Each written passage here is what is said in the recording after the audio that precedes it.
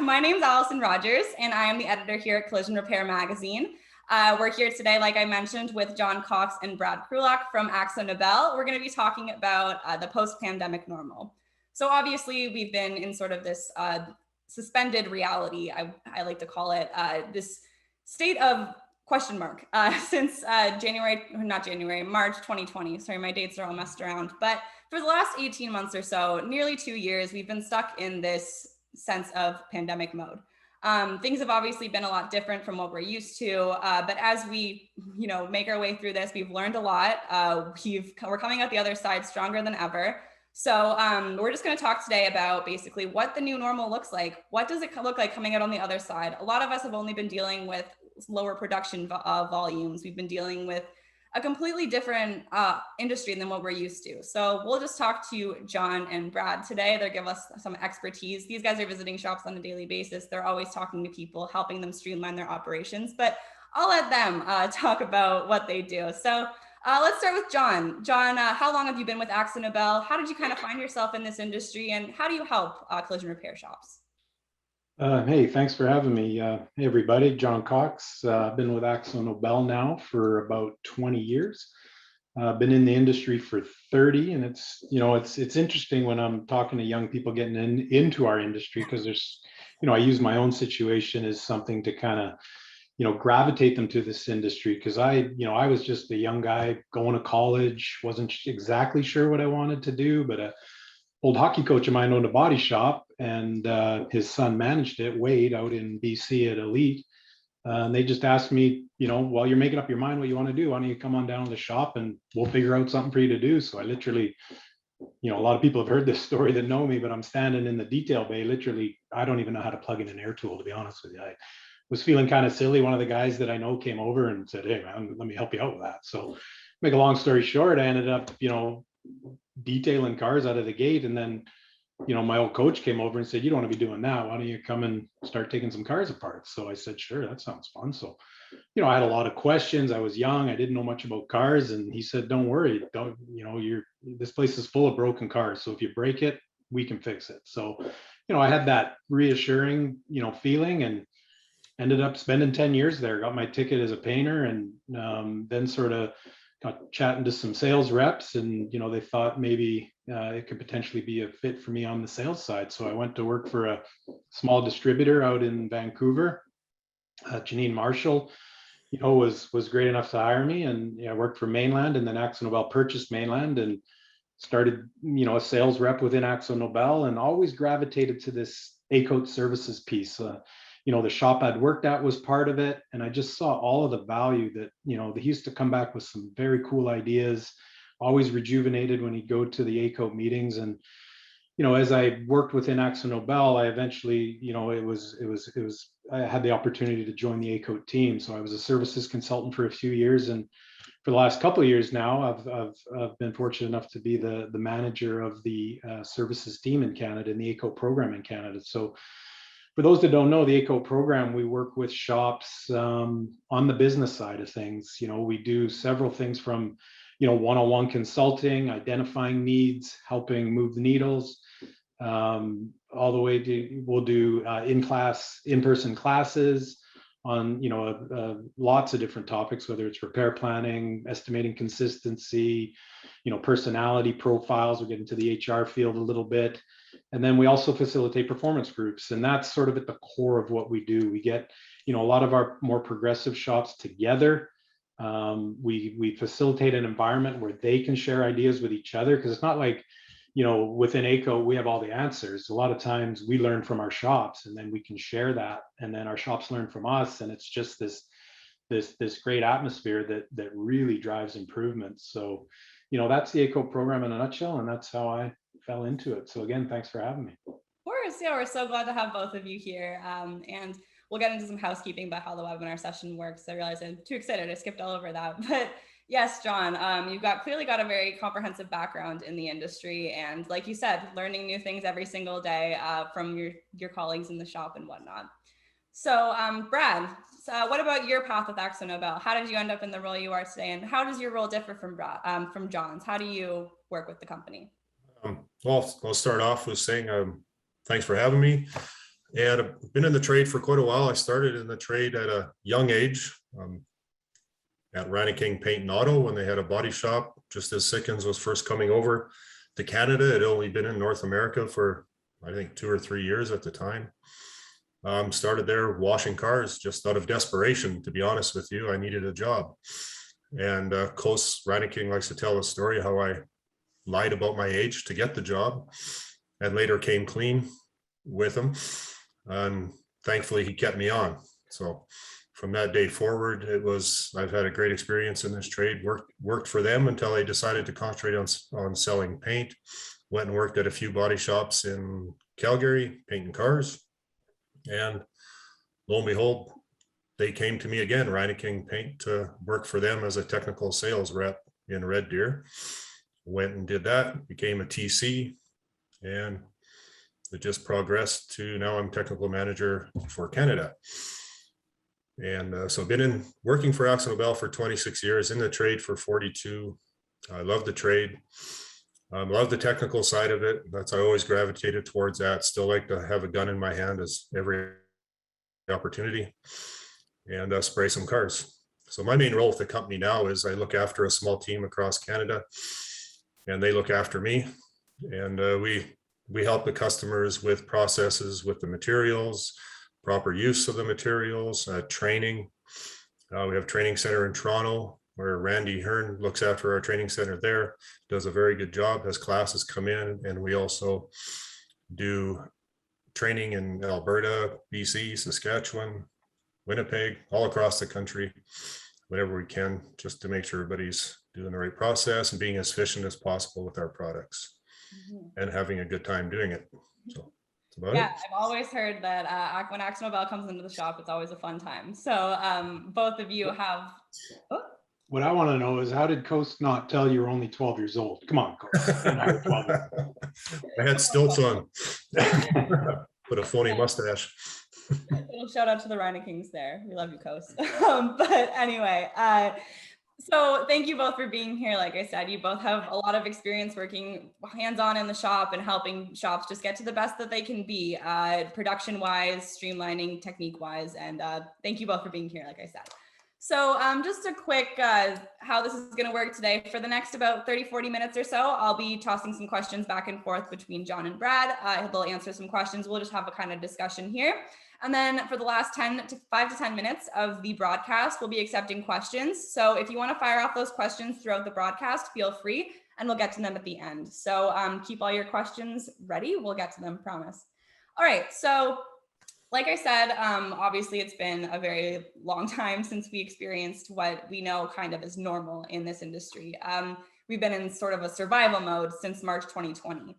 I'll just get to the question, how does the current standard of operations compare to the normal operations in the body shop? Well, I mean, on the business side of things, we identified pretty early that when, obviously there's a downturn in sales, you need to make adjustments. You literally, fluid companies and successful companies react to their current scenario. And, a lot of times shop owners, I mean, I don't want to pay them all with the same brush, but the focus from whether it's from insurance companies or, whatever entity, there's such a focus on KPIs like, gross profit, cycle time, severity, repair versus replace, OE versus, all this type of stuff. And so so many people are focused on that. And what the pandemic has forced people to do is look at that entire other side of the equation, which is your fixed costs. Things that when sales go down, you need to adjust or you can get yourself into trouble. So, it forced a lot of people to look at their fixed costs. Well, can you change your rent? No. Could you potentially try and negotiate? Yes, but it would be a very difficult thing to do. But what you do have control over is, the number of people you have, your wages, things like that. So, it's not an easy thing to do, but at the end of the day, you need to right size. And when sales go down, especially when it became crystal clear that we were in this for a relatively long haul, we need to make some adjustments. So people started to look at, do I have too many people? Is this the opportunity to let go of potentially some people that, aren't really a fit for organization anyways? And then people started to right size, and they began to realize that with process implementation, we can do more with less, or we were a little bit, on the, too fat. We had too many people. We can do more with less. We can run leaner. We can get everybody, in the right role. And then as we come out of it and start to emerge, maybe we don't need to hire as many people back. Maybe we can run a more efficient organization with a leaner overhead, which ultimately leads to more profitability. So that's my take on how things have drastically changed during the pandemic here. Yeah, on the business side for sure. The more with less realization, I think that's really key. What you mentioned there, I mean, going lean, being forced kind of to go lean as a business owner. But Brad, we'll turn to you for the technical side. What did you sort of see on the technical side? What was the immediate reaction, and how have things really changed from what we're used to? I mean, the immediate reaction with COVID was, I mean, unfortunately, some technicians were getting laid off and sent home, some good ones. And that was unfortunate, of course, but the slowdown in a lot of ways, before the pandemic, during the pandemic, and going forward, the shops, the repair processes, colors are getting a lot more complex and require a lot more attention to detail and a lot more thought process in the repair area, being proactive with color, with repair and whatnot. And it did give them time in the slowdown maybe to work on those processes and look at these colors in their repair planning, which ties into services again, where we work together on this, get that color, make sure you have the products on hand, make sure you know how to spray it, make sure you know how to apply it, and all the repair process from start to finish. And they could perfect maybe a process to just make it better for themselves and make it more efficient, get the cars through once, make sure the color's right the first time, rather than waiting until the car's in the booth in a panic situation and then realize you don't have a toner or you've never heard of this color before. It's brand new. I mean, there's more and more tri-stage reds, tri-stage blues, candies out there. That sells cars, and they're only going to keep coming. So it's in best interest of the shop to have the proactive processes, so that there's no bottlenecks at the spray booth or later. Yeah, it sounds like the reaction was kind of the same there. Like you said, that a lot of technicians were finding ways to protect their processes and, educating themselves as much as they can on new technologies. So both of them were both the parties here, business owners and technicians, or anyone on the technical side, painters, bodyman apprentices. It all sort of came down to a realization of doing more with less and just being leaner. And a point that I like to make sports analogies for those that know me, but I think of, when we are going quote unquote full throttle, we're playing a game at that point, right? And look at any athlete, any sport, you don't necessarily get better during games. You get better when you practice, and then you execute during the game. And as things have slowed down, I think of it in those terms. I think of this as an opportunity to practice, right? We don't have that pressure of ridiculously high volumes and trying to maintain a capacity and everything that goes along with that. It allows you to perfect process and refine process and practice that process, and then make it part of your culture, so that when normalcy returns and quote unquote full throttle returns, then you should be able to execute, at a higher level. Mm-hmm. So do you see, this is more of a question for Brad, also John, you can weigh in, of course, some of these questions are person specific, but how does this translate, the sort of leaner workforce, translate over to the new normal once collision repair volumes are back at pre-pandemic levels, whenever that may be? How does the leaner workforce that's been operating through the pandemic work with that sort of production level? Well, I think anytime they're doing something during the pandemic, they probably perfected some skills they never had before. And if you perfect a process, things will fall in place a lot quicker for you. And if you stick to that process, whether you're slow or busy, everything will stay organized for you, and you shouldn't have any more bottlenecks. And you have the key people that bought into the process, of course, too. Mm-hmm. You're always going to have people that go against the process or anything new process, but the key people that bought into it, follow it, and made it work are going to be there, and it's going to continue. after the pandemic. The whole Absolutely. thing. And a key part of that is, accountability and communication. So, it's relatively, I won't say it's easy, but it's a lot easier to refine and execute a process when volumes are down. But when volume returns, everybody starts running at capacity again. The tendency can be to slip back into comfort zones and slip back into old habits. And that comes down to leadership. That comes down to holding people accountable, peer-to-peer accountability, management to staff accountability. And then as people are falling away from the process that, has been proven to work, they got to be reeled in, right? We can't let people, people gravitate back to normal, or their normal or their comfort zone. And if following the process is not yet their comfort zone, the accountability piece has to be there. They have to be reeled back in. And that's hard because, as managers and leaders, when volume goes up, they get busier with the day to day, right? And we find a lot of people getting caught in that quote unquote whirlwind, where it gets difficult to find the time to focus on holding people accountable, making sure the process is being followed. If the process is not ideal, getting feedback to improve the process.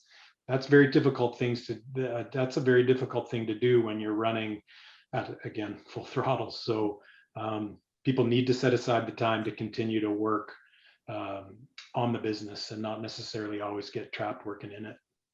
I think the key thing is that everybody keeps communicating with each other and keeps reminding each other of what they learned. Are we doing this? Are we not doing this? And going forward, a quick pitch meeting in the morning and the afternoon can accomplish a lot, just reminding people what their roles are. Yeah. And when you say communication being so important and placing that importance on communication, you're not just meaning like a simple conversation. It's things like you just said there, Brad, like dictating goals, production meetings in the morning. You can provide other examples. What does good communication look like to you guys? I think, not everyone has time for verbal communication all the time. So that's when we like to talk about nonverbal communication, visual communication. So, when people are held accountable, high performers want to know what they're being held accountable to, right? And then they crave accountability because, high performers want, they want it to, management to be aware that they are, hitting those goals. But to know what you're being held accountable to, you need to know the goals. So to know your goals, everybody needs, and we'll get into this later a little bit, but, know your capacity, understand your capacity, calculate your capacity. I mean, the capacity is based on a lot of different things. It's the size of your building, the type of equipment you have, the skill level of your technicians. There's a lot of things that fall into it. But once you understand that, communicate it. And then you got a scoreboard. Are we winning or losing? The people want to know, are we winning or losing? Are we ahead or behind? They don't want to just be a gerbil running on a circle, on a wheel, right? So I think those goals need to be determined and then communicated, and then there's something for people to be held accountable to. Absolutely. Accountability is just, it's a huge part of it, and it goes both ways. So, I mean, we've kind of talked a little bit about how owners and managers can keep their staff accountable, but how does it go the other way? How do employees keep their managers or owners of the facility accountable for not, swamping them with work or whatnot? I think a lot, I mean, it comes down again to communication, holding them accountable. Some of the most non-progressive things are probably bitch sessions. So, I mean, if you're just going to complain about what's going on, but not offer any solutions, then it's counterproductive. Nothing's good is going to come out of that. So when you're having the communications, make sure it's positive, offer solutions, and listen to everybody. Management needs to listen to everybody in the back, from the person washing cars to the painting cars to pulling the frames. They all have ideas. They're all working back there every day, and they can offer solutions to a lot of this stuff if everything's communicated properly. And it'll benefit the whole shop going forward. Yeah, agreed. And that's where we get into the culture topic a little bit, right? You need to harvest an environment in your facility that people are comfortable coming to management with ideas. They're confident that the management is listening with open ears And to Brad's point, if you're just bitching about stuff, then management's ears get closed pretty quick. But if you're coming with constructive ideas, they're going to listen, and they should listen, because the people in the trenches sometimes in most cases have the best ideas, because they're in it. They know what's working, what's not working, especially if they're aware of the overall goal and they understand how certain behaviors affect other departments and what have you. So that's, again, that word's going to come up a lot because it's so important as communication, but you need to harness harvest an environment that allows people the comfort to bring ideas forward to management. Sharing grievances in a way that, exactly like you said, complaining, people are going to close their ears pretty quickly. Like, imagine and not just grievances, but ideas. Like, just a great idea is completely useless if it's just rattling around in an employee's head. It's got to get out there. So accountability for ideas, that's another topic we talk about too. Don't think about your ideas as just something off that we'll figure it out whenever I open my own business. Your ideas matter, and a lot of people are willing to listen and implement those things, especially if it's going to make the people on the shop floor's lives easier. Because if their lives are easier, better work gets done, more cars. Right.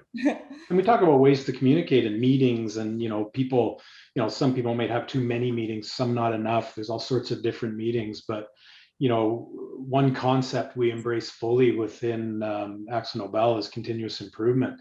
And to have Kaizen, the Japanese term for it, is to have Kaizen meetings where people, no idea is a bad idea. You literally just spitball and you put them all out there, and sure, some end up not making sense. But the ones that do stick, people have to be confident that they can literally say anything and it's not going to be, shot down or disregarded.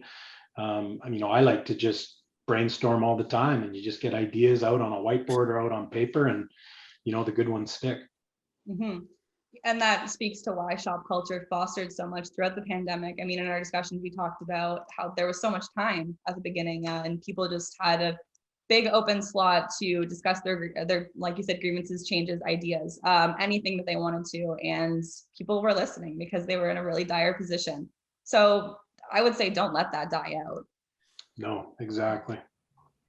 All right. So obviously we can't sit here and predict a widespread return to normalcy for the entire country. Canada's huge. We've got many different regions and many different types of businesses operating throughout, but and regulations obviously are different from province to province, region to region. But what do you two foresee the ramp up back to a normal production work mix looking like in the body shop? What does a prepared workforce look like versus an unprepared workforce that's probably going to end up with their faces in the dirt? I think on the technical side and for the technicians, it's going to be, as long as they're going to be hoping management doesn't just bring everything. I can see there's going to be a tendency to book in a lot of work and all the work, and forget about the processes you learned before and during COVID, and just take on anything to make up for lost time, lost revenue and whatnot, which might just end up in a trap and cause more issues in the back than we bargained for. So keep it organized and stick to the plan. Stick to the process. Yeah, and I can't agree with you more, Brad. It's that is going to be a trap that a lot of people are going to fall into, is just taking everything and trying to quote unquote make up for lost time. And I got a colleague in the US, Bob Gilbert, who does a great exercise where he'll get people together and talk about this exact issue. And I touched on it earlier.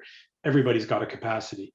When you try to operate outside your capacity, a lot of bad things happen. And we'll get shop owners, shop employees to sit and make a list of all the positive things that happen when you have too much work, and all the negative things that happen when you have too much work. And that negative list is 20-fold the positive list. The positives are very few. The negatives are very, it's a long list. So, if you feel you can do more capacity, then you work on your process to increase your capacity, and then you rejig the numbers, and then you work to that capacity. But, can't stress enough that it's very important for people to understand that. And, if you've got competition that's taking everything, okay, let them disappoint their customers. Let them disappoint all the other stakeholders in the industry. Eventually that work's going to come back to you. And if you're at capacity, if you're booking 3 weeks out or 6 weeks out, you're still at capacity, right? I mean, you can still only do what you have to do. I mean, is there other decisions? add a shift, expand the building, buy a new property. I mean, that's how you add more capacity potentially. But to try to cram, 20 pounds into a 10-pound bag, it's just not going to fit. It's not going to work. Bag's going to rip. Yeah, bag's going to rip. So exactly, and quantifying your top production volume, what your work mix looks like. What does that look like for a shop? How do they find the resources to do that or understand what they can handle after such a long period like this? Well, I mean, we have a lot of tools within, our toolbox where we can sit with shops and help them. And, a lot of times there's calculations, we look at technician efficiencies, we look at square footage. We have a lot of metrics that we can verify, are you ahead or behind of industry standards? Or we'll use our ACO data, which is, often, sort of, not to pump the tires of all our ACO shops, but a lot of our ACO shops are, on the leading edge of things. So, we'll use very healthy data to start to quantify with shops.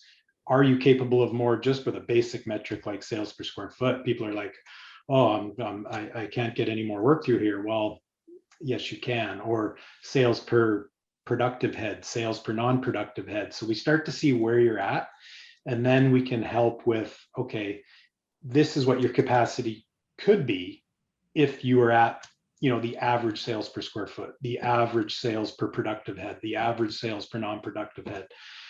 We can use metrics to start to create what a capacity could look like. And then we will work backwards from that capacity, whether it's in sales or hours, and start to help shops with healthy booking practices, healthy scheduling practices. So if you're only supposed to bring in X amount of cars or X amount of hours or X amount of dollars, and then we can work into work mix too, like this quantity, we look at historical data of how many different job classes you've done over a certain period of time, and then we can schedule to that. And then that's the schedule for drop off. And then also we got to understand our current work mix in production. What does production need? If production's got too many heavies in it, don't put another heavy in there.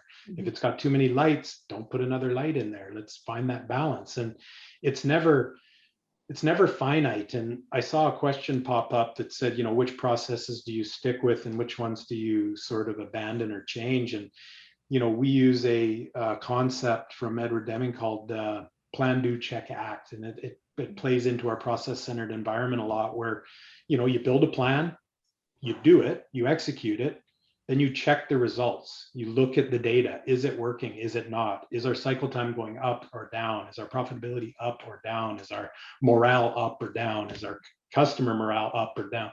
And then you plan, you do, you check, and then you act. You act on the data. If the data is good, you keep doing what you're doing.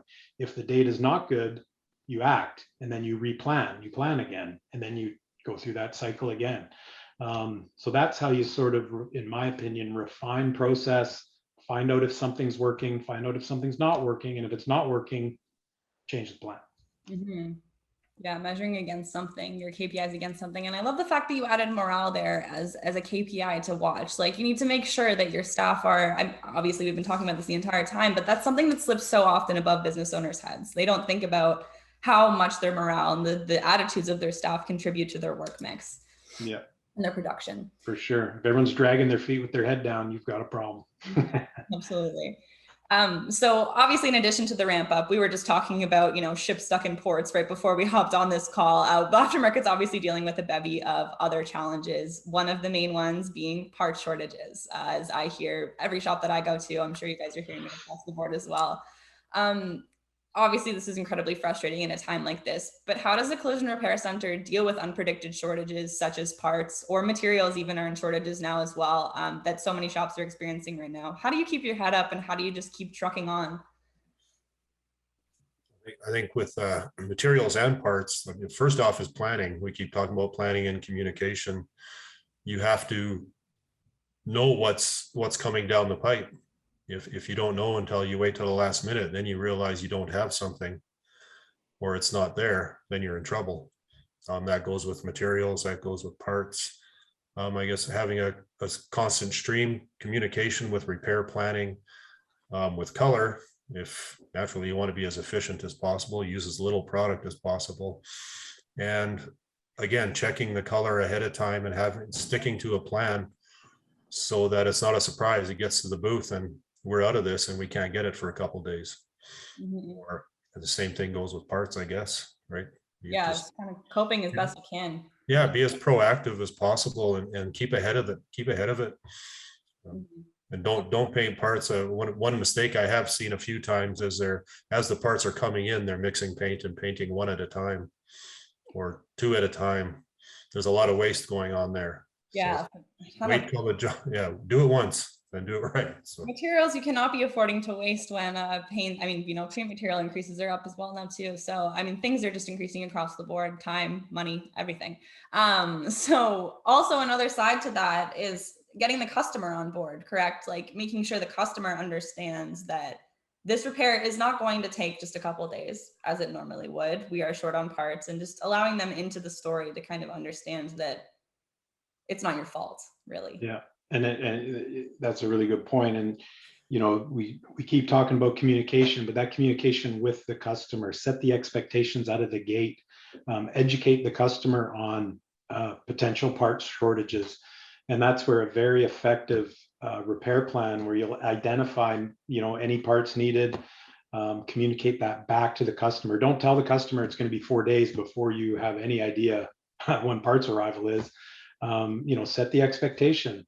We have to check parts availability before we can give you any sort of, expected repair date. And an effective repair planning process will bring all that to light, source out parts. And if you've got to, let all the stakeholders, most importantly, the vehicle owner, but there's also some other entities, whether it's the insurance company or what have you, rental, communicate that back to them with an effective process of that too. And then the expectations set, and then, it doesn't become as big an issue. Yeah, it's really but it's a very real problem. It is. We don't want to play it off like it's not an extremely frustrating challenge that everyone's dealing with right now, but just do your best to try and plan around it and get the customer on your side. Moving on to a slightly more positive topic, I guess. But I mean, this isn't really more of a positive topic, but for the collision repair centers that have a good workforce equipped to handle, they'll feel better about this. But what advice do you have for collision repair business owners that kind of might feel that their current workforce that they have may not be capable of taking on what they handled, say, in 2019 or 2020, like normal production volumes? What's your suggestion to them? What do they do to kind of find a way to meet their production goals with the team that they don't feel can do it? I guess first thing would be training. Are they trainable? Can we train them? Can we work with them? To attract new people into the business is getting harder and harder all the time. They're into the trades. I guess that's another avenue. Go to the trade schools and whatnot. Try to sell your business as a place people want to come to, place people want to work. Yeah, find kind of the niche that you have that really attracts students. I know that a lot of the students that I speak to, they see, this is just an example off the cusp, but a lot of one student I talked to is a really big fan of BMW vehicles, and he was able to find a shop in Alberta that focused a lot on BMW, mainly only repaired BMW vehicles. So he was able to find a position like that. If you're a luxury shop that deals with things like that, even if you're not, find the niche that you think would be very attractive to students and get them to sign on with your business. Yeah, I've seen a lot of technicians or somebody just starting in the shop and he's got a broom in his hand all the time. And his eyes are wide open. He wants to learn, but he's not going anywhere, and they get frustrated awfully quick and they move on. Meanwhile, they see the painter with a paint gun. Man, I'd like to have that in my, give them the opportunity. You never know. You could have a diamond in the rough, standing there, sweeping the floor, putting parts away, running cars to the, who knows what they're doing, but give everybody, offer opportunity. You never know. Comes back to culture, right? And building that. I mean, you bring up a really good point. Make it somewhere where someone wants to work. And how do you do that? That's culture. That's equipment. That's, even the look of the facility, process, cleanliness. There's a lot of things that attract people to a place to work, and there's a lot of people that deter people from working there. And we just had our Canadian Performance Group meeting a couple of weeks ago, and someone in the room brought up a really good point of, when you're looking for technicians or estimator, front end, back end, too often we're looking for a body man, we're looking for a painter, we're looking for a detailer, we're looking for an estimator, a CSR. Why don't we just look for someone who wants to work? And then once we find someone who wants to work and fits our culture, we can teach these things, right? I mean, no one's born with this knowledge. You need to learn it at some point. So it's a lot, we always say, hire the person, teach the skill. And, I think that's something, obviously, is, our access to, we all think it's our industry. It's, I got a lot of friends in a lot of different industries, and everyone's fighting the same challenge right now. It's hard to find good people. Find someone that wants to work. And that could be at a grocery store, that could be at the hockey rink, that could be in a lot of different places where you can find someone who wants to work. Yeah, John Shoemaker just tuned in too. Amen. It's easy to train someone that wants to work. I mean, if you've got the enthusiasm, it's pretty much all you need to get to the point that you want to be, that you want an employee to be at. And then to Brad's point, give them opportunity to grow. You can get a really good person, and if you pigeonhole them, you're going to lose them. Yeah. That's communication. Talk to your people. Where do you see yourself in a couple of years? You've been around the shop for a while. What area of the shop interests you? And then help them go towards that. That's how you keep people. Communication, talking to people. Again and again. Yeah. Okay, yeah. So kind of wrapping up, we've got some hands up right now. So everyone with your hands up, if you are ready to ask a question, just keep your hand up. We'll get to you in a couple minutes. We'll allow you to talk and ask your question to John and Brad here.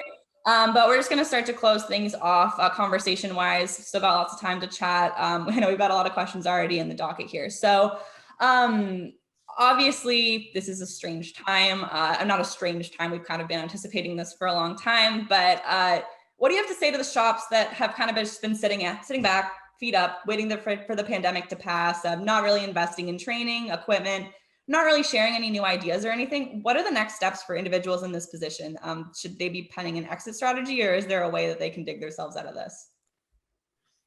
Oof, that's a tough question. I mean, part of me wants to say the lights are going to go out pretty quick for some of those folks, but it's going to be a challenge, right? It's going to be. Yeah, John brings up a good point. They should become a landlord, because they're, if you found yourself in that situation, it's going to be very, very tough to start sprinting when everyone else is sprinting. It's getting lazy, right? Once you fall into that rut, it's a challenge, and it's going to be very difficult. The industry is changing so rapidly, and an exit strategy could be something you try to formulate, or reach out for help. If you realize that it's a problem, there's a lot of entities that can help you. Obviously we're equipped to help people with that. Our distribution partners are very, very engaged in the process as well.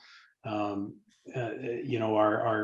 staff out in the field, our peer-to-peer discussions. I mean, there's a lot of help out there. So if you want to get back on track, there's a lot of help. But if you come to the realization that, the end is near, then to John's point, you either sell the business and become a landlord, or start to formulate an exit strategy.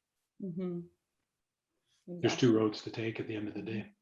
Yeah. So if anyone missed that comment, John Shoemaker just said that they should become landlords. People. So yeah, that's basically our mindset on that. If you do find yourself in this position, like John said, there's resources available. You can do your best to try and. But I mean, at this point, if you haven't done anything in the pandemic, yikes.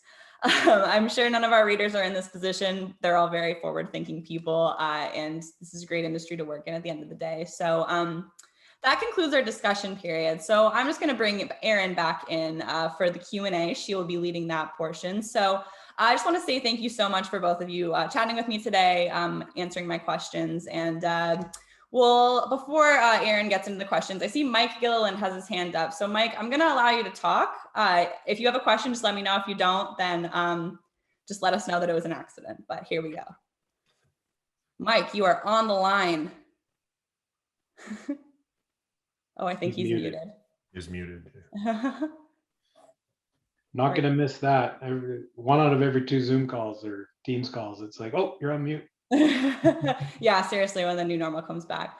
So Mike, I've got your talking permitted. If you want to unmute your mic and ask a question, feel free. Otherwise, I might just be kind of attacking you here, and it might have been an accident that you put your hand up. So I apologize for that if that's the situation. But yeah, so we've got Aaron here. I'll let you lead the Q&A. Thank you, everyone. I will turn my camera off now and let Aaron take it away.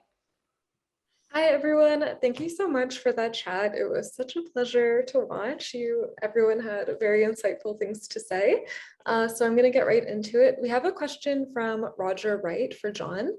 Has there been a change with how insurers interact with shops as we exit the COVID experience?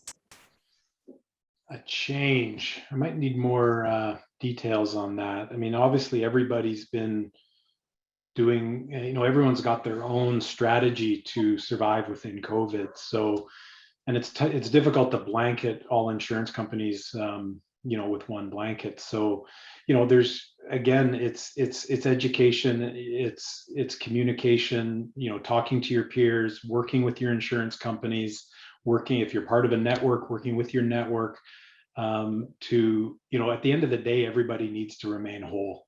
And the only way to maintain that from either side is communication. How do we both succeed in this environment, meaning a shop and an insurance company? And it can be a challenge. I'm not going to lie to you. It's a tough topic. And I think about our performance group meeting we had last week, and as soon as that came up, the conversation, trust me, gets very lively. So again, I don't know if that answers your question, Roger, because it's a tough one and it's quite open-ended, but yeah, I don't know if there's any other way to answer that. Okay, cool. We don't have any other questions, so I will ask one that we've prepared. And if anyone wants to contribute a question, you can write in the chat or comment on our Facebook post. So our first question we have prepared is, material increases have also been popping up across the industry. What advice do you have for business owners that might feel overwhelmed by increase after increase?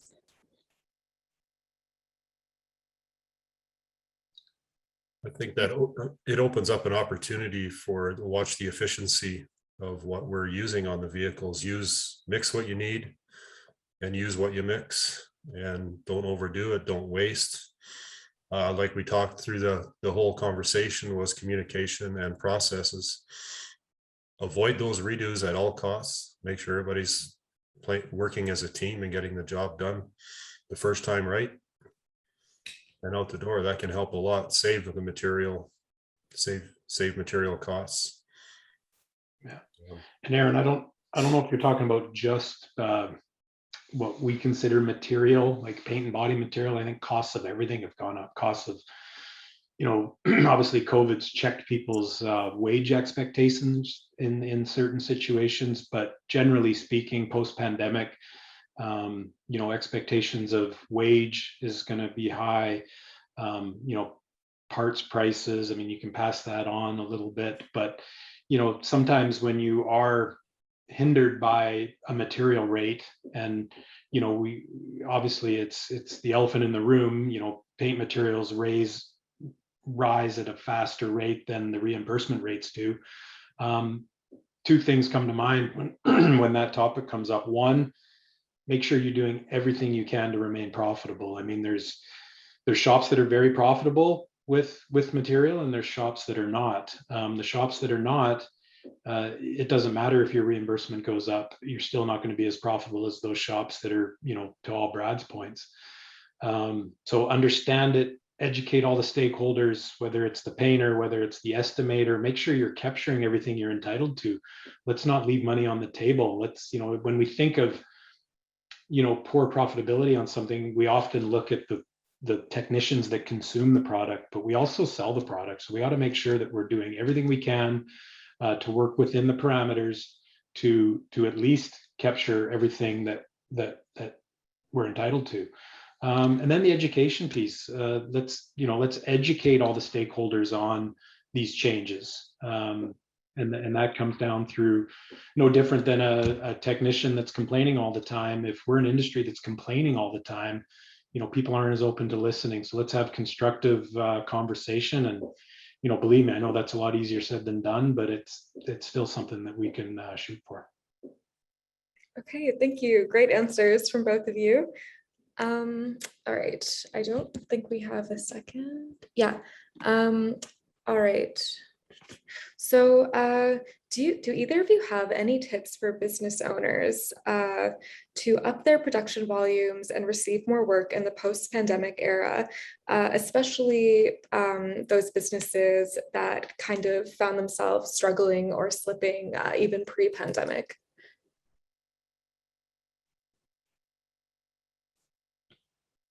I think like John said earlier in the conversation, keep your business out there. I know I see around here bringing customers into the shop. You can't just sit on your hands and wait for it to come. You got to get out and do stuff.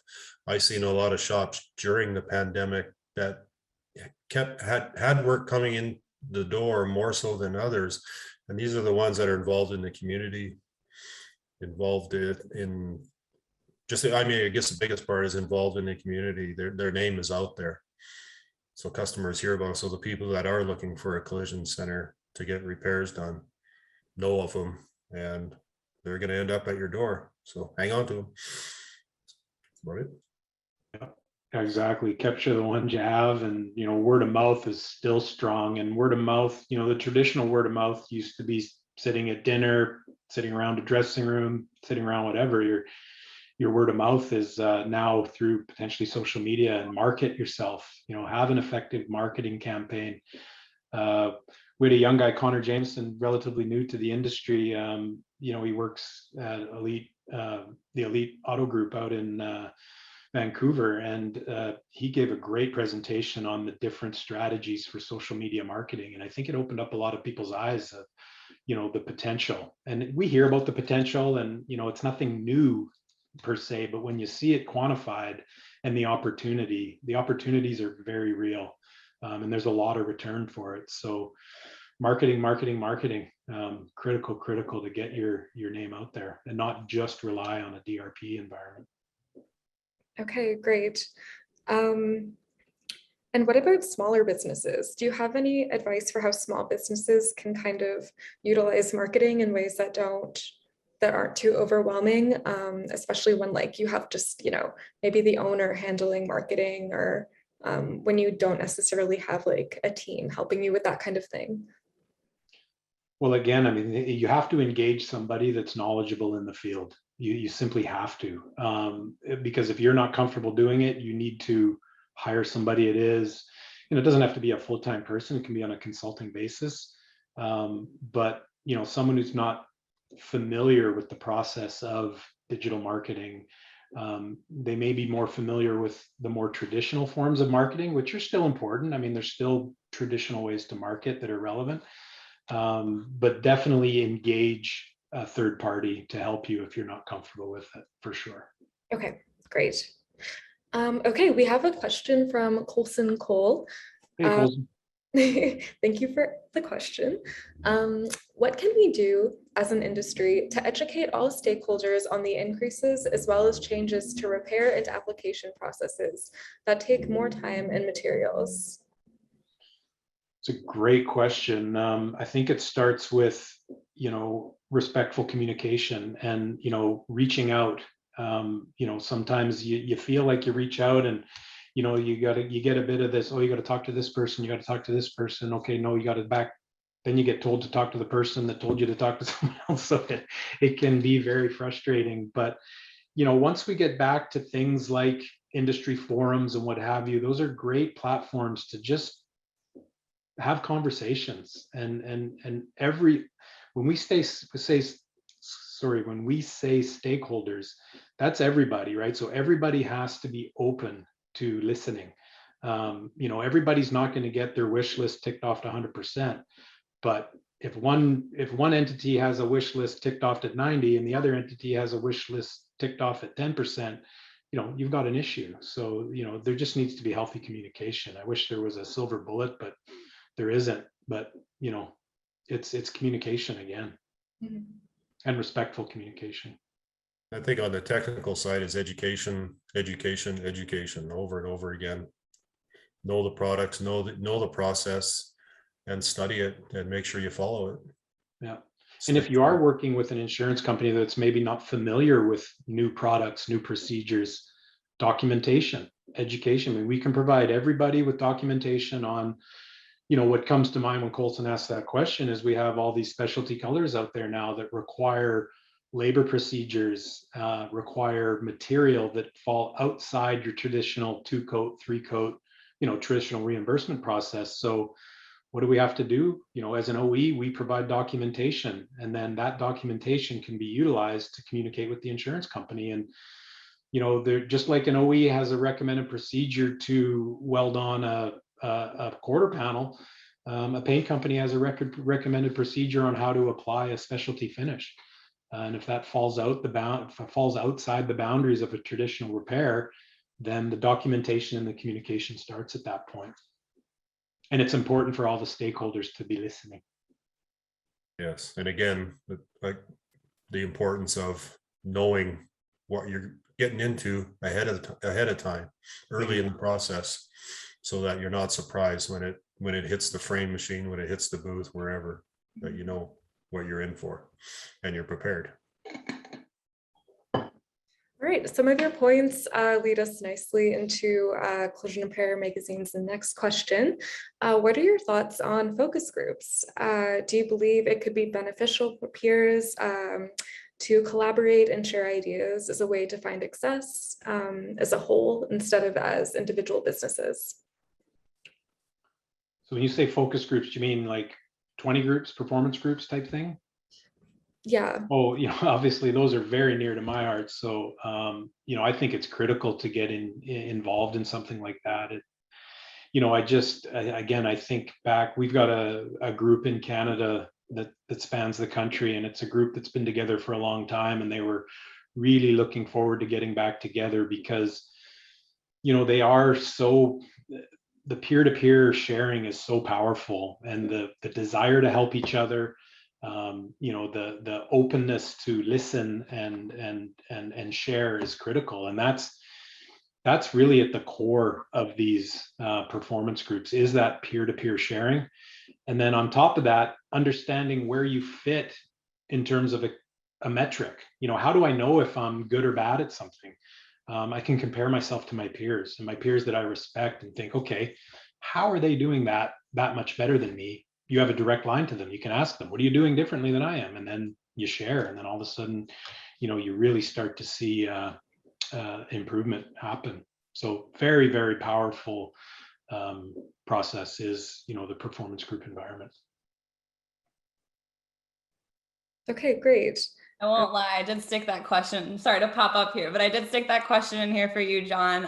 And I know that now, more important than ever, it's obviously, so like Roger Wright said this in his question as well. It's probably more important than ever to be involved in a 20 group or a performance focus group, or we're obviously missing CCIF and all these Canadian conferences that bring us closer together. But I completely agree with your point, John. I think if you're not part of something bigger than you right now, you need to get involved with something bigger than you so you can share ideas. Get to that point.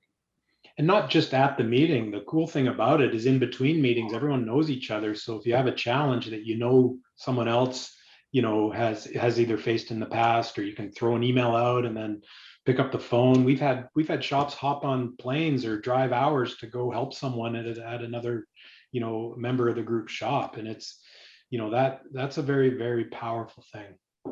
Mm-hmm. It's a beautiful thing about this industry, how connected we all are. We're one big family, kind of. Anyway, I'll hop back off now. Yeah, especially when the goal is so important to keep clients safe. I think it's really important for everyone to be working together and sharing ideas, because doing well is, it's like a matter of life and death kind of in this industry. It's very important. Yeah. All right, so now we have 2 questions left, one for each of you. I'll start with Brad. Or sorry, I'm going to start with John. What do you think is the #1 lesson learned by business owners during the pandemic? It really, That's a tough one, to be honest with you. But the number one, I mean, you really find out, you find out your jam, and you find out, what type of leader you are. It would people, leaders were thrust into very, very difficult situations. They had to make some very difficult decisions. But that comes with leadership. And at the end of the day, if you have to reduce hours or lay people off, I mean, that's survival. And it's a difficult thing to do, but that's to survive. The positives that come out of it are, again, you can cull the herd, not to be insensitive, but you can also make sure you keep the right people and reward your key people and your high performers and the people who have bought into your culture. And that people that you want to be a part of your future, those are the people you take care of. And if there's people that don't buy into your culture, you don't necessarily feel are part of your future, this was an opportunity to lean out. So that's yeah, I mean, that's it in a nutshell. And then have a hard look at how you do things, and then take the downtime or the reduced volume to really start to refine things for when it's time to run again. Okay. And during the hiring process, how can you try and select new employees who are going to contribute to the business in like a meaningful way? Like, how do you make this call during the hiring process?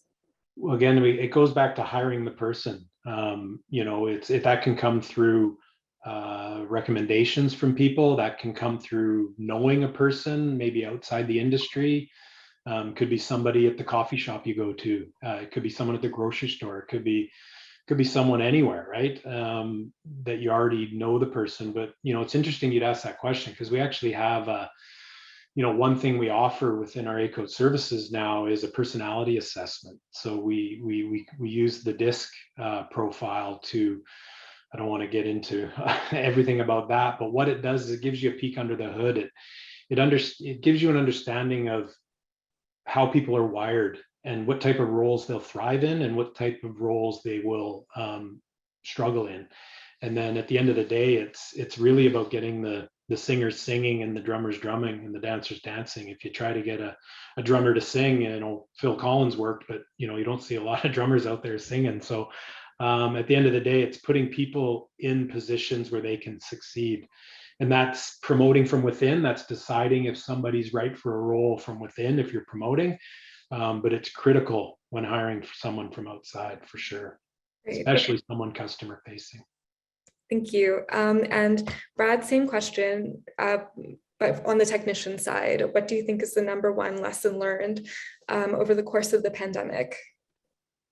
I think education again, and John mentioned it earlier today, that hire people that want to work and see what their work ethic is. I think a lot of people are trainable given the opportunity, and will see an opportunity once they're in the shop. But I think first and foremost is, do they want to work? Are they willing to work? Are they willing to get a little bit dirty? And sell the trade a little bit. This trade still has a bit of a bad reputation in some areas and whatnot, and sell it. It is a really good trade. John and I wouldn't be where we were if it wasn't for this trade. You can go places. It's, as long as proper health and safety, there's cleanliness. There's a lot of opportunity in this trade. So I think, again, get people that want to work, the interview process, and give them a chance. Yeah. And make it fun, right? Like there was a great presentation at the SAR meeting in Saskatchewan a few weeks back, and it was on bringing fun back to the workplace. I mean, it doesn't have to be stressful and everyone running 100 miles an hour, stressed out, going home, dragging their head.